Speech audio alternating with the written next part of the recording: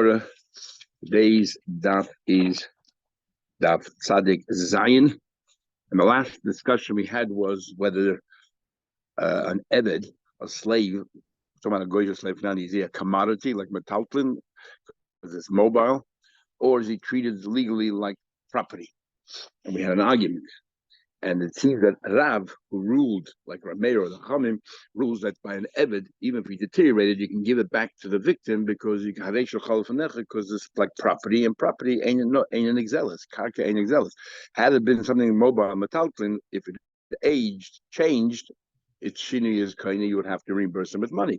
So Rav seems to paskin that eved has a status of karka. Ask the Gemara. Very first word on top of the page. Not often that we can say that. Umi Amar Rav. Did Rav say that Avda Kimekakoidami, that an evidence same status as property? But Amar Rav Daniel Bar Rav Ktina Amar Rav, but Daniel said name Rav Hatoikiv Ba'avda Shechaveda. I go ahead and I seize your evid, your slave, but also by Malach, and I get him to do work for me. Potter. I basically stole your slave, and I don't have to pay the owner any money for the use of his slave. But these are kedatach. Now, if I understand, you tell me it's mobile. I'm a ganif. And what do we learn by a ganif? That a ganif, you pay kishas hagzela. You pay at whatever was the time that you stole it. So I don't have to pay for any benefit that I have from the eved working for me. But these are kedatach avdu kimikakoidami. But if you're going to tell me that an eved is like yesterday we talked about, if I stole your cows to plow my field, whether you have to pay the shevach, the improvement. The and if you think that Avda Kimikakoidam, he has a legal status as property, which means that it's always the victim. My potter he was still belonged to the nigzul, and I'm using that, I should be paying. I was using him at a time when he wasn't performing any duties for his master, so therefore he didn't cost the master anything. Well, like we learned, Abba asked to Mari Bamar, we had a whole discussion in the second page, that he asked Rabuna,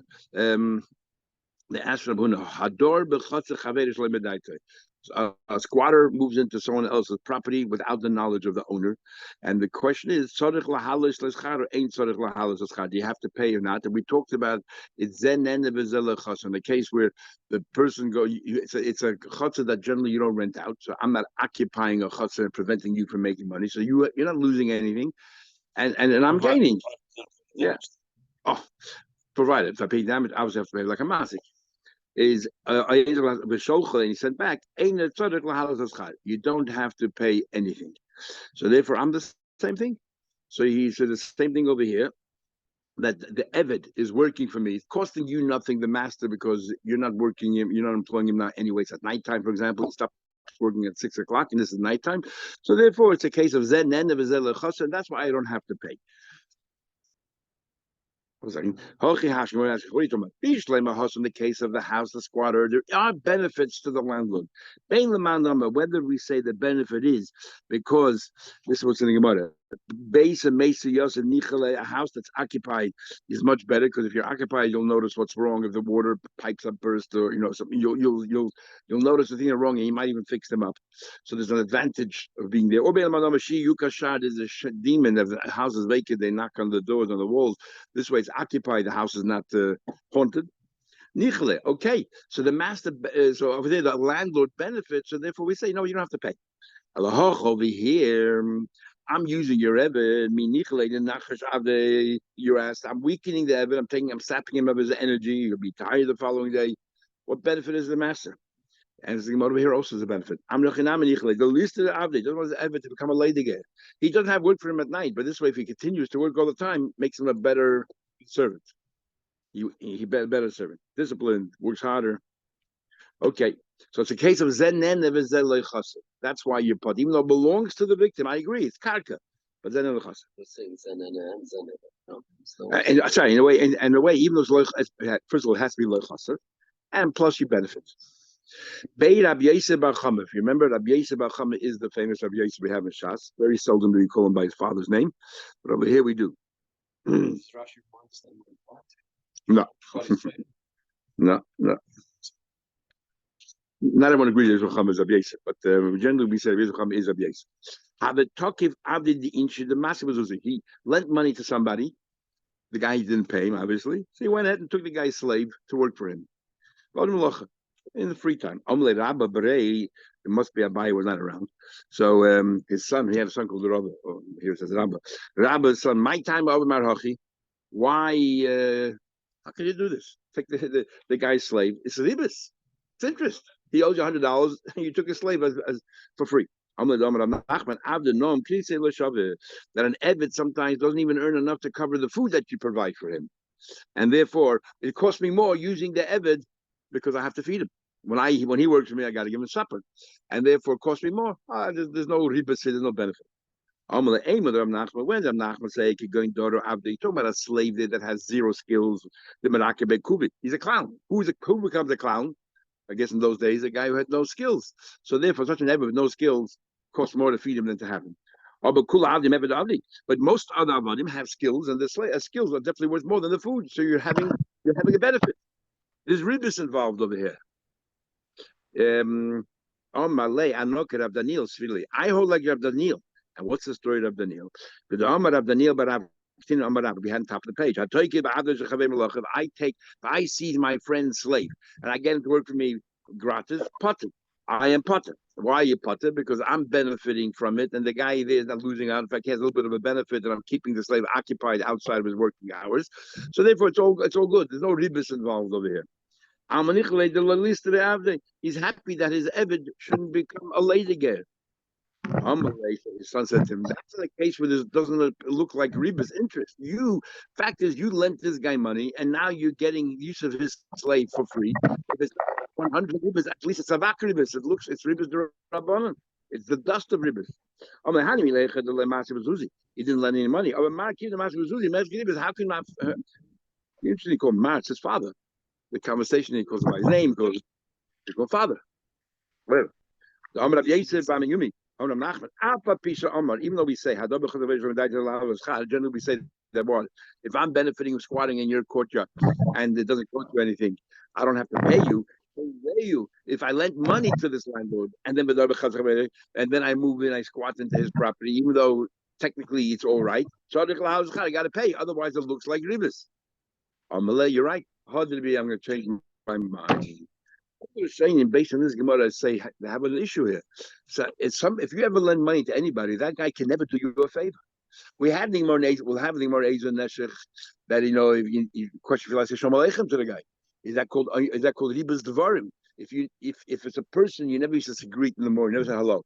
But now because he lent you money, every time you see him, you say hello. There's a problem called Ribas Devarim. So that's the question. How can you ever do even your best of friends? And you always to borrow flour and eggs from this guy. You can't do that anymore because it looks like this. I mean, how can you live like this? So there's a few differences.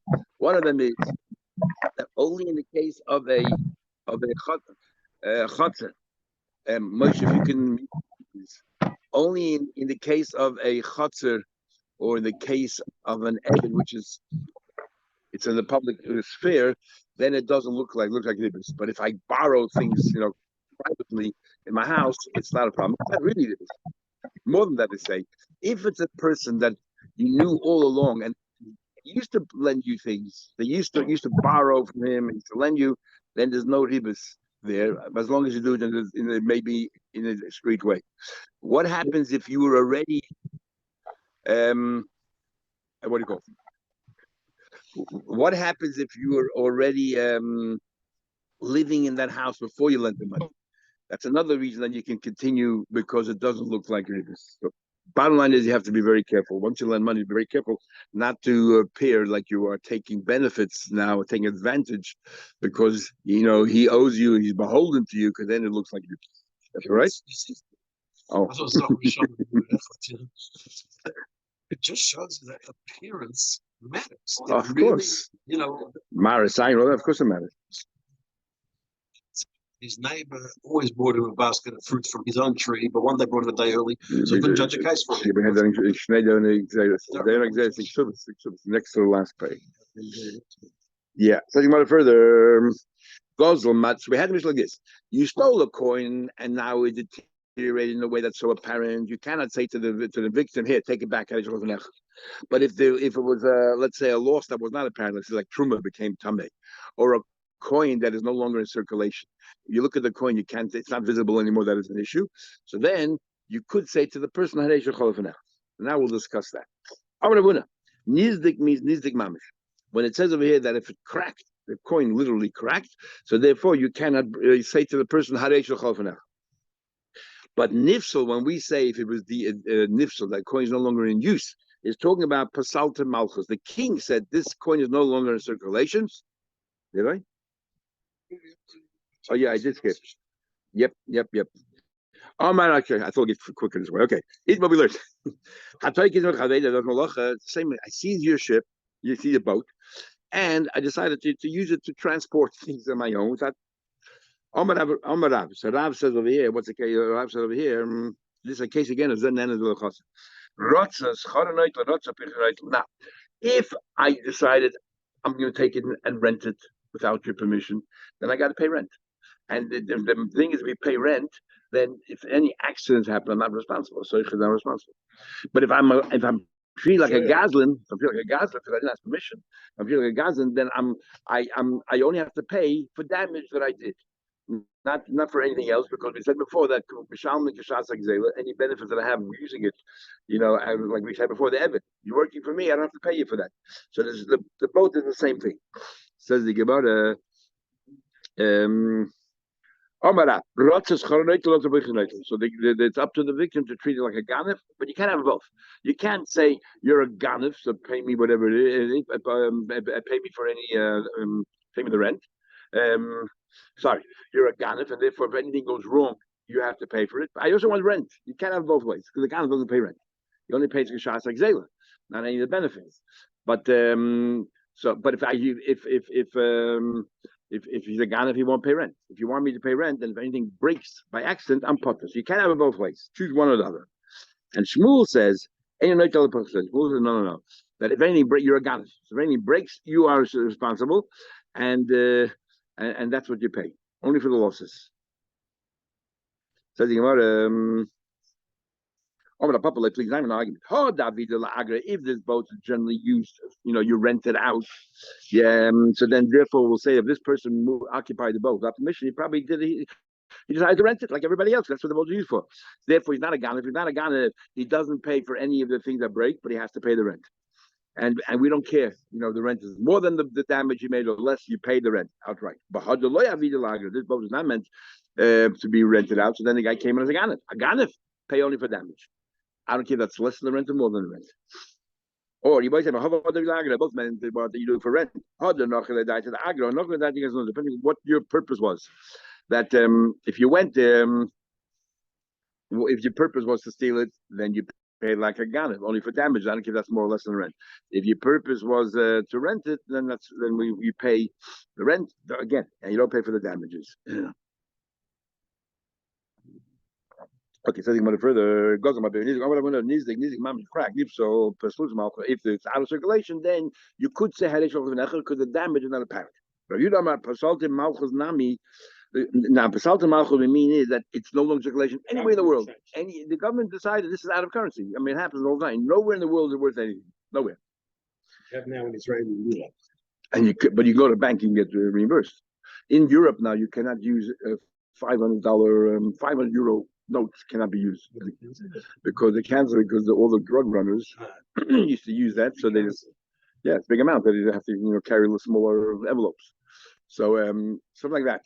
I'm not sure if you can go to the bank and pick it up. Maybe only the Reserve Bank. So anyway, so the first opinion Abuna says only out of circulation anywhere in the world. Even if it's out of circulation in the world, you can still say Rocha Benecha. The Yehuda says no. Pasalta mam is not hanizdik. If you can't use it anywhere in the world, then it's mamash a loss, like a crack. Why can't you say what do you give me back to Nidla? A piece of paper, a piece of a coin that's worthless. What do you mean nifsul that I could say that's not totally useless? And then what is it talking about? Pasalta medina zu or the yaitzi medina cheres. You cannot use it in this country, but it's still a commercial commodity. You can still use it commercially in other countries. So therefore, if you use it in other countries, okay. So then that has value, and you can say you say that one that even has zero value. I can say, what about payers? Fruits that rotted away? yayin vehechmitz, and you say I can say Chavanecha. So why wine that became sour is useless, or fruits that is the chipasaltim machadami? It's like when wine that became spoiled. It's just like currency that's useless, and yet the Mishnah says in those cases you cannot say it is Chavanecha. Why should there be a difference in theory? If something becomes useless, the reason is it's useless. So what are you giving back? So why, when it comes to this, all of a sudden you say that you can say it from Necha? He said very simply. Over there was a change. In the case of the fruits that rotted away or the wine that became sour, became acidy, fermented, it changed. That's why you cannot say it over here. The coin itself is exactly physically the same coin it was previously. The only thing is some extraneous thing that changed, and therefore you can give it back. In turn, Rabba said, Rabba said to Rabbi Yehuda, it couldn't be Rabba. Said Rabbi Yehuda, you said that that a currency that can be used elsewhere. You can say, but you say if it's useless, then it's no different than if it's a crack. Truma, according to you, Truma that became Tameh is useless. Nobody can use it. According to you, you shouldn't be able to say because it's useless. Just like the government decided to say that you cannot use this money anywhere in the world. Uktani, the Mishnah says, he said to him, in the case of Truman Mas, it's totally not detectable, the hezek. By currency, you see that no one else is using this currency in town, so then it becomes quite obvious that this currency is no longer in favor. But when it comes to Truma that became Tameh, it's impossible to detect. It's a real hezek shein nikah. And therefore, over there, you can say, just like by Chomesh Shavuot Pesach, you can say, it's what we learned. We learned if somebody would say lend money to his friend. Rashi says we're not talking about lending money here. Lending money. I sold your business and I made up with you. And I says pay me 100 coins, and you nominated the coins. The nifsal matbeya. And what happens if, let's say, that coin that we made up is no longer in circulation?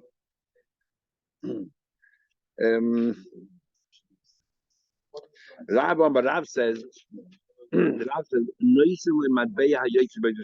even though we made up a certain coin, what I meant was a coin that's a currency, and therefore, if it changed the currency in equivalent amount, you use that new currency.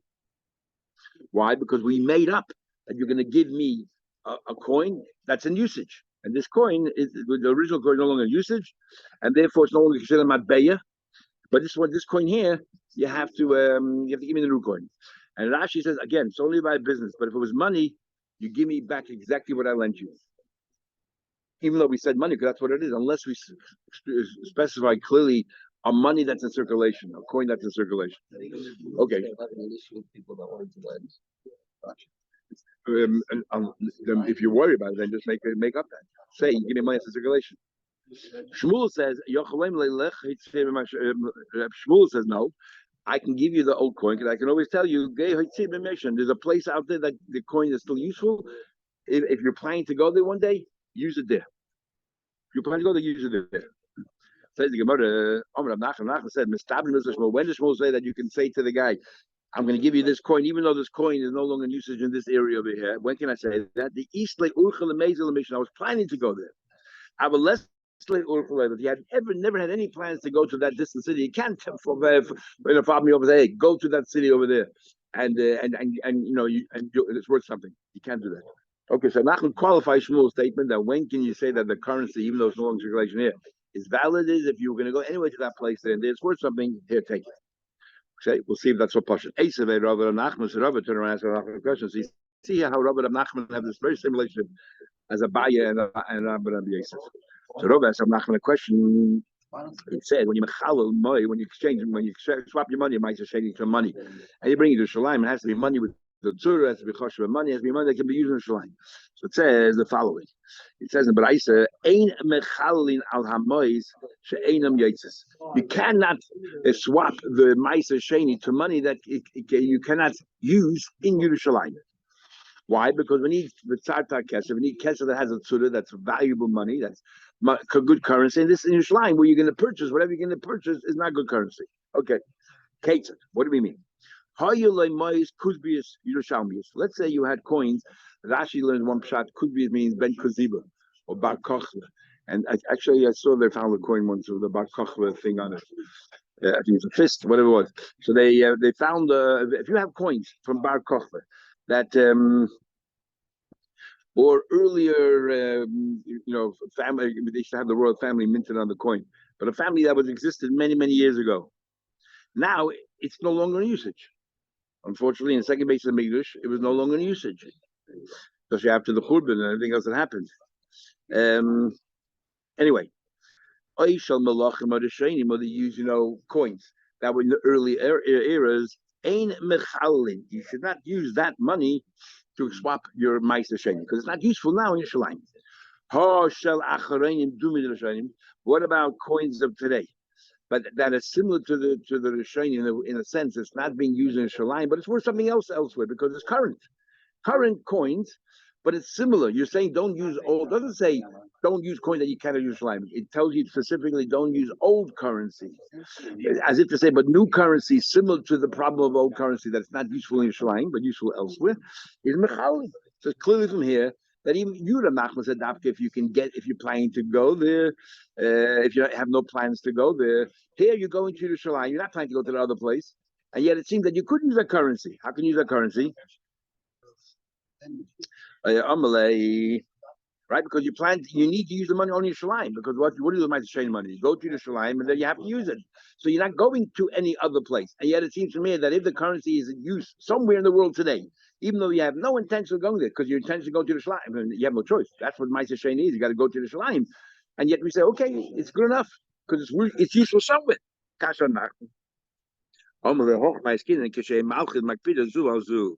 We're talking about when these kings don't care if you bring, they don't really care, even though they took it out of circulation, they don't care if you bring it into the country.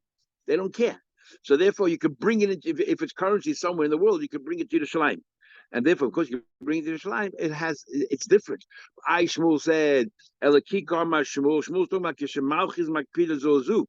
Shmuel is talking about, someone's asking a question. So what Shmuel saying, you and Ramach, according to Shmuel, you're saying that if you have no intention of going to make sure the coin has no use, it's talking about a case where the coins cannot be used anywhere else. The government says you cannot use this currency in other countries. You cannot use it anywhere else. And that's what Shmuel says. If you're going to go there, is one thing. If you're going to go there, you can't use it. We can go there, what's the help? If this currency cannot be used in other countries, even if you go there. How can you bring it there? So he answered the mamte. If you don't make it apparent, they don't check your luggage. It's not like customs that goes through your luggage. So you could bring it in there. It could be done. Now, if they find it, they'll be upset to take it away. But if they don't find it, then no, but you have to take the risk, and you're standing there sitting away, and you're nervous they might catch it, but so it doesn't matter. It still has value. It's still a value. I can give you those coins. So in Yerushalayim, you can bring the coins that even though they're not in this country, in a place where they're not makbid on each other, and therefore you can bring the coins. So, if I was the Malva in this case, no, we're talking about Ma'aser Sheni right now. We're talking about Ma'aser Sheni. Okay, true. Or you have to then you pay me back in French francs. So you got to be very smart, and in the contract you put it, give me the coins that are currency of the day in that city where we live. Something like that. That's why you get lawyers in. We remember all these details, and they put it all into the contract. Thinking about it further, so like this, you're not mechal. So we're talking about Ma'aser Sheni money. You're not mechal Ma'aser Sheni money. Money here in Yerushalayim, and if the owner is in bubble, and the money is in bubble, and you cannot swap the Ma'aser Sheni under. You say, look, it doesn't. The money's not going to be right here. I'm saying I'm going to swap the Ma'aser Sheni here on money that's sitting in bubble. Why? Because where they are now in bubble, that currency is useless. You have your Yishalmi currency. You say, okay, I'm going to use this Yishalmi currency for the Bailim who are sitting in bubble, and I'm going to swap their Ma'aser Sheni on this money, on this thing here. It's useless because where they are right now, the potatoes are hard to get. You have to take the money with you. In other words, the money has to be useful where you are. This is not useful where you are. or Shem Bavel, nor let's say currency of Bavel, but they are Vehein Khan, and they are here in Yerushalayim. Now the fruits itself, we don't care where they are. You don't have to be standing next to fruits when you swap them. Wherever they are, they are. What does they clear from here? You cannot be mechal on Yerushalmi money if they are in Bavel. So what do we see? That even though they plan to go to Yerushalayim, you just said of Nachman that you can use it in Mishan if you plan to eventually go there. These people plan to go to Yerushalayim, and the money's already in Yerushalayim. So what's the problem? Why are they right now currently in Bavel? We say, well, in Bavel it's not worth much. True, it's not worth much, but they're going to go to Yerushalayim, and you said if you could use it somewhere else and you plan to go there, it's good enough. So why can't you use the currency of Yerushalayim? The economy is you cannot use your Yerushalmi money there in Bavel. So he plans to go there. So again, the problem is that they're in Bavel and Bavel and thing they mock on each other. The Yerushalmi money cannot make its way to Bavel and vice versa. If so, you said before? If they're in Bavel and they swap it for Babylonian money is good enough, but you can't bring it to Yerushalayim. So what's the point? The whole idea of Ma'aser Sheni is to bring the money with you and buy things, but if you can't use it in Yerushalayim, then what's the point? No, you could use it. The Zavim Bubeim and Ma'aser Sheni. Who said you have to bring money? You can take the money, buy an animal in Yerushalayim in Bavel, and bring it to Yerushalayim. Teish has a whole discussion that says you shouldn't use the Ma'aser Sheni money for animals. Nevertheless, and he gives us whole shot there. But nevertheless, the idea is you could buy local stuff and bring it with you to Yerushalayim. So the currency in Bavel is worth something. The Gemara of Tanya, we learned his kinu. They made a special takana. They made a special takana that Yerushalayim is different than all other cities in Israel. That you can bring any currency here, and it's useful. Like you go in the airport, you can use any currency to buy things because they work for every currency. Yerushalayim did the same thing. That you can use any currency. And Taish says the reason why they did that was because the shkolim, people send shkolim, and every country would send shkolim, and every country has their own currency. So therefore they made the Yerushalayim, they made sure they had money to cover everybody. Or that's just because of my sheni. It's not a problem. When the Eden were in control, they can make the rules. They said in Yerushalayim we can use gold currencies. They're the boss. Alatza means on us, on the Eden. They decide the rules, and they don't interested in helping Eden out for Ma'aser Sheni or for Shkolim. Tell me, we learned talking about the coins of Israel. What was the coin of Yerushalayim? David Yerushalayim mitzad echad, but Yerushalayim had a cage of Achad. David Yerushalayim was on one side, and Yerushalayim was on the other side. Rashi says interesting, not that there was an image of David Yerushalayim and Yerushalayim, but actually it was written on it. The words David Yerushalayim, and the second side was written Yerushalayim Yelakedesh.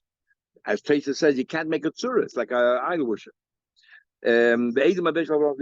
Zokin, they also had coins. Zokin was Kana mitzad echad, an old man and an old woman on one side, which is Avram and Sarah. Ubachur psula mitzad achad, and Yitzchak and Rivka on the other side. In Teresa brings a medrash, a Rabbah that says Bachura was on the other side, which according to some it means it was the same Avram and Sarah, but on one side they had Avram and Sarah when they aged. On the other side, after the miracle that happened, that Sarah went back to her youth. So they showed both sides of the coin, prior to the miracle and after the miracle. And boy, Rabbi has a question.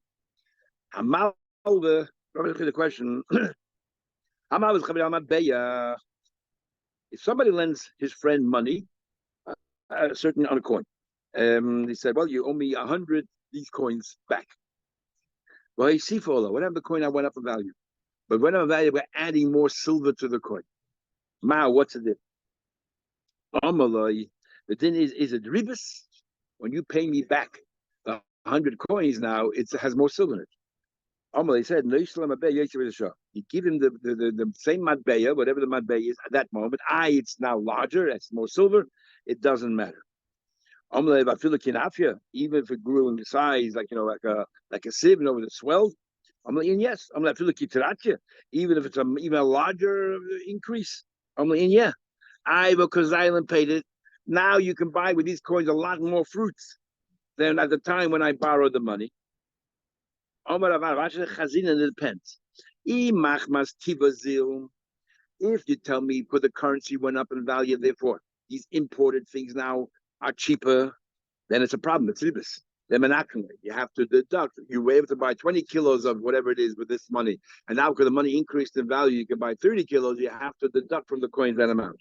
It'll be machmas tadazil, but if because the fruits are cyclical and now is the season, let's say, so it's cheaper, or you had a unbelievable crop this year, then lemonade. So not that the money increased the value, the fruits went down. So then that's irrelevant. The money is the same. You can see over here. They talk more about an neshech. If I lend you money, and at that time, the Australian dollar is worth 90 cents a US dollar, and now it's worth 60 US dollars. So generally, it's not a problem because we're talking Australian dollars, and we're paying back in Australian dollars. We didn't. It's not a case of I lent you wheat and then you pay me back. The wheat now is worth a lot more, whatever.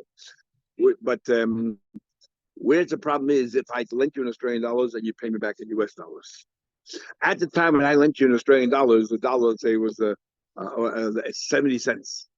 And now when you pay me back, the Australian dollar is worth $1 US. So you give me back many more US dollars than what I lent you at another equivalent. Is that a problem of currency changes? Is that a problem of the here's big issues?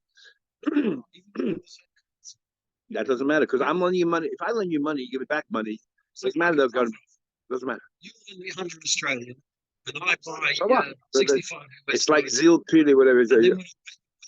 70 US. Yeah, but we're not dealing in US. We're dealing in Australian dollars. Australian dollars makes no difference. You get paid in Australian dollars, and everything is relative to Australian dollars. It's really a problem when you do currency changes. I give you a different currency, and at the time is one. So here we're saying clearly that the way it stands right now is that if the currency goes up in value, and here it's worse because you're actually adding more silver to it. Nevertheless, it's not ribis. Even though you can buy more fruits, if the reason why you can buy more fruits and vegetables is because the price of the vegetables went down. Okay, says the Gemara, not over yet. Says the Gemara, but what are you talking about? But I have more silver here. I can melt it down, and now I'm getting back more than what I lent you. I lent you X, and you give me back, some amount of silver. You give me back so much more silver. Isn't that zebras? Of the Uvda, they once had an incident very similar. That what?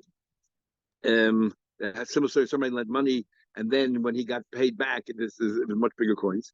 The Zuze the Agdimas Taya. They went to this Seicher, it was an Arab Seicher, and they went to this Arab guy, and and they said Ad Yud Betam. They asked him, tell me, what is it? And they showed him the old coin, the currency, and the new currency. Say, so how much? What's the difference in value? And he told them, well, the old currency you were able to get 8. A breakdown of 8 cents for the dollar, and now you're getting 10, right? So what up in value? They said up to 25%. To go from 8 to 10 is 25% increase. Up to 25% increase we can tolerate. It's not considered ribis. It's normal business. From up to 10, if it was 8 at the time, and now it's worth 10, that we can tolerate. But so it's more. Then we have an issue of ribis. But if it's up to them, we tolerate a certain amount. We're talking about where the coin itself, and we're talking about where the fruits went down in value because of the crop. If the coins are worth more money, then it's a problem. But if you can buy more because the coins are valued more, it's a problem. But if the